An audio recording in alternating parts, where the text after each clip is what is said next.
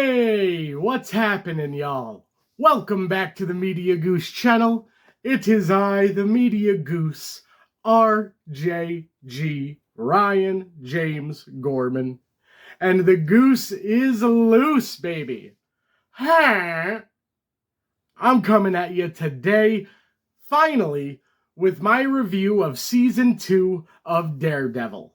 The Netflix version, not Born Again. I am making my way chronologically through this series. I basically stopped because since I was watching Born Again Season 2, I was kind of all in on that, and I got tunnel vision with it, so it was hard for me to continue watching other seasons of Daredevil. So now I'm here to talk about Season 2 of the Netflix show. If you've listened to me talk about Daredevil, you know that the Netflix series before Season 2 of Born Again happened, I held in a much higher reverence than Born Again. And Season 2, a lot of people, I watched a few reviews from back in 2016 when this show came out, and unanimously, I think, maybe one other creator said he preferred Season 2 to Season 1, but unanimously, people preferred Season 1. I think I would go with Season 2. Season 1 is very much the Daredevil origin story. Daredevil Volume 1. Flashbacks to childhood. Flashbacks to his father battling Jack. I almost went Irish. Father battling Jack Murdock. And Kingpin as this, stationary villain. This one singular force. Season 2 is like the sequels in superhero movies. Origin and exposition is out of the way. Now you can live in the world. The Dark Knight is better than Batman Begins, you know what I mean? And the biggest thing for me that makes Season 2 unforgettable is Jon Bernthal as the Punisher. The introduction of the Punisher is the most well-executed origin story I think I've ever seen for an anti-hero. I'm not going to compare it to Iron Man or Wonder Man or Wanda or those, because those were all heroes. With Punisher, they introduced him as a horror movie character. He was a slasher. He was Michael Myers. He was Jaws. When the Irish, that opening scene with the Irish was incredible. And I'm Irish, so I fucking loved it. And Frank doing these hits on all of the gangs and the way it continued the crime novella feeling from Season 1, where there were those four heads of the crime world. And in this, Frank is hitting every gang that is left in the wake of Season 1. The Irish, the Dogs of Hell. Does he go after Yakuza? I don't think so. I don't remember who Matt finds hanging on the meat hooks, which was gruesome. That's another thing. This is by far the darkest season of Daredevil. Almost Zack Snyder levels of just relentlessly brooding, and the content of the material just deep and dark. And the performance of Frank Castle, the serial killer. Oh my God. I loved Shane in The Walking Dead, so I always like Jon Bernthal when I've seen him. I genuinely believe he's one of the best working actors doing it right now. And this introduction as the Punisher is unreal. The first 4 episodes of this season, I will put against any 4 episodes of any television show ever. These are the 4 best episodes consecutively of Daredevil ever. There are no 4 episodes from Season 1 better than the first 4 episodes. You could take the first 4 episodes of Season 2 of Daredevil and release them as the Punisher, like his origin story. It is flawless. The fights between Matt and Frank. Oh my God. The first episode that ends with Frank on his back with the gun up. Bang. shoots Matt in the fucking head. Crazy. The fights that they have, I think there's at least 3 fights they have in the first few episodes. The way they learn each other's moves, the way they start to understand each other's physicality, it's incredible. I so thoroughly enjoyed The Punisher and Daredevil. And then there's episode 3, where Frank and Matt are on that roof. I will put Frank and Matt on this roof against any other hero villain. This is Christian Bale and Heath Ledger in the interrogation room. This is fucking Hannibal Lecter and Clarice. This is... it's flawless. Those two arguing their morals. I think, I didn't write down quotes, but you put them down and they get back up. I put them down and they stay down. Ooh. And the way Karen becomes so invested in the Frank story in the same way she became invested in the Union Allied from season 1. And that is like her through line. Oh my goodness. And we know that shaped Karen's beliefs in a major way going forward. And then episode 4, the graveyard scene between Frank and Matt, where Frank gives one of the greatest monologues I've ever seen. Like Tom Hardy from Peaky Blinders season 3 levels of flawless cinema. If you haven't seen these episodes, please, for the love of God, go watch the first 4 episodes of Daredevil season 2 on Netflix. It's a horror movie. It's a gangster movie like The Departed or something. It's fucking excellent.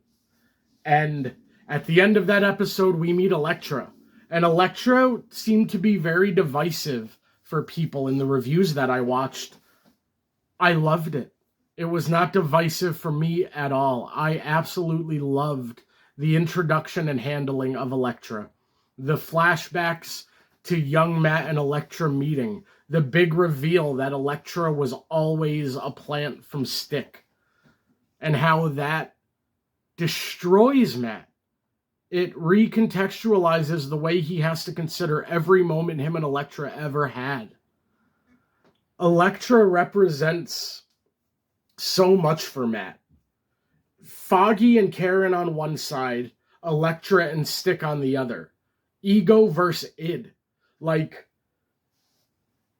on one side with Foggy and Karen, he has to be a lawyer, he has to be a boyfriend, he has to be a best friend, he has to be rational, he has to prioritize executive function mentally.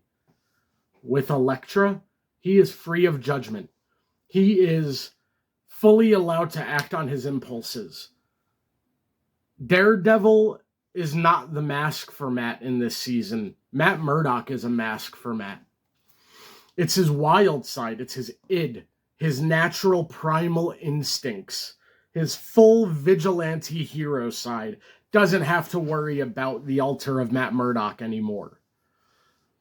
And the risk of that, the slippery slope, is him becoming Elektra, where she doesn't have control.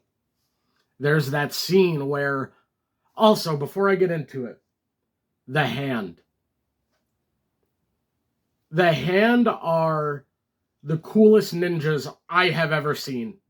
A lot of times, ninjas are like disposable fodder, but all throughout the season, you can see moments where Matt, like, starts shifting and trying to hear something.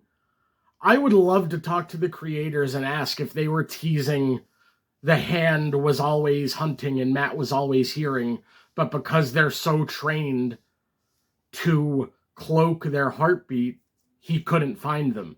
And then the panic he has when him and Elektra find that hole and the Hand start attacking them.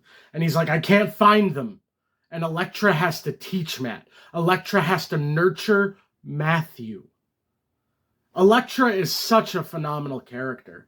I feel like she is such an emotional roller coaster. When Matt and Elektra are together, it's like a noir film. It's like a tale of passion. It is, oh, and her accent. Oh my God, Elektra. It is just this passionate existence of euphoria between these two. They're seen in the gym in Fogwells where they have sex for the first time. The passion, it's not pornographic, like it's art, it's tasteful. I remember the shot of Elektra from behind and her back and her arm up in the air and the particles in the... This was beautiful. I don't get how you can watch Matt and Elektra and not be swept up in their love. That's... Granted, they have a deeper side of it where Elektra is a killer and she eventually brings Matt to Roscoe Sweeney and tries to get him to kill. So she was always trying to get Matt to step over the line and become a part of Stick's army.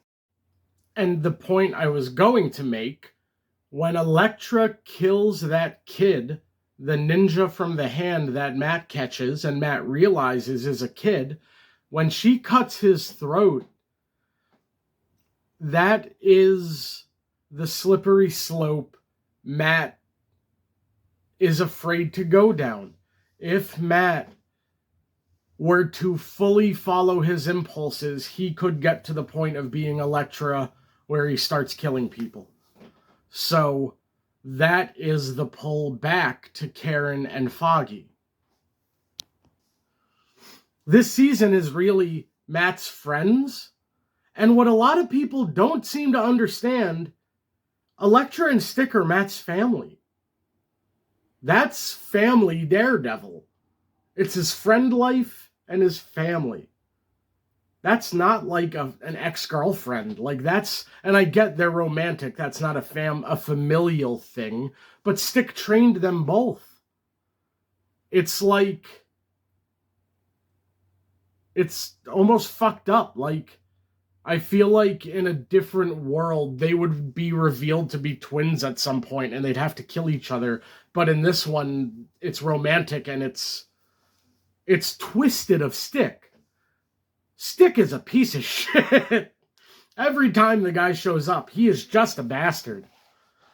And our trio, Foggy, Matt, and Karen in this season, Karen is on an island where Foggy knows Matt is Daredevil now, but Karen still doesn't. And Karen knows there's something they're hiding from her. And it's torturous. And that's what really leads to Karen kind of going out and pursuing the Frank Castle side of things and starting to work with Ben Ellison at the Post. And Matt and Foggy, I've got to be honest, I've been very vocal about my love of the Foggy Nelson character and my desire to play him one day, and my love of Eldon Henson. I did not like Foggy in this season. He was a whiny bitch, and I really thought they kind of lost Foggy a little bit. Like, Foggy is still Matt Murdock's best friend. I still think there would have been some level of, holy shit, dude. Like, the entire season, Foggy's up here. Like, he's so whiny all the time. What are you doing, Matt? Stop being Daredevil. Like, he only exists to nag and whine. It's frustrating because I love Foggy and I love the actor, but I think the performance, the director should have directed Eldon to get out of his head voice all the way up here. It like made him sound too heady. He should have dropped down to here and just talked to Matt, his friend, his brother, his avocado at law. And instead, Foggy was just holier than thou the entire time, and I did not like that. And even like the scene where he gives that speech in the hospital when he's talking to Claire, when Matt and Frank are off on the roof. It's an iconic monologue, but I don't know that I liked the way he came at that monologue. It was, again, very holier than thou. Like he was a second grade teacher talking to children. I think Foggy Nelson is more like the way I talk. Foggy Nelson can just talk to anybody in any room that he's dropped into. He can connect with anybody. Find the humanity, like he did in season 2 in the flashback episode.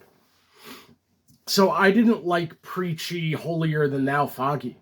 Foggy should have talked to those guys in that hospital room. I don't know, like he was one of the guys. Like, I don't know, maybe I'm wrong on this. Maybe Foggy is a little bit more like, I'm a lawyer, I'm pragmatic, I can't be the bro to Matt Murdock, but I just feel like they are more like Cap and Bucky. Like Bucky and Anthony Mackie, Captain America. And it kind of upset me seeing Eldon's performance got stuck in very one note of just whiny in my head voice. I'm Matt, don't be Daredevil. I wish there would have been more layers to it. But I loved opening the season with Matt and Foggy walking down the sidewalk, talking about how Foggy went out dancing. And like, I loved Hell's Kitchen in the summer. You could feel how humid Hell's Kitchen was because everybody was covered in sweat. And that first scene of Matt and Foggy was so Matt and Foggy. And then when it just got stuck, the Foggy performance. But I'll get away from that point now. I still love Eldon Henson. He did a great job, but that's why I gotta play Foggy one day. There's a lot left of meat left on that bone. So let me at it, Kevin Feige. Reboot after Secret Wars and bring me in. But in terms of other things I want to talk about here, the Hand and Nobu returning when Daredevil says, "You're dead." And Nobu just smiles. There is no such thing. I loved the Hand, and all of the fights with the Hand, and Matt and Elektra fighting the Hand were excellent. The final Elektra and Matt teaming up against the Hand was just fantastic.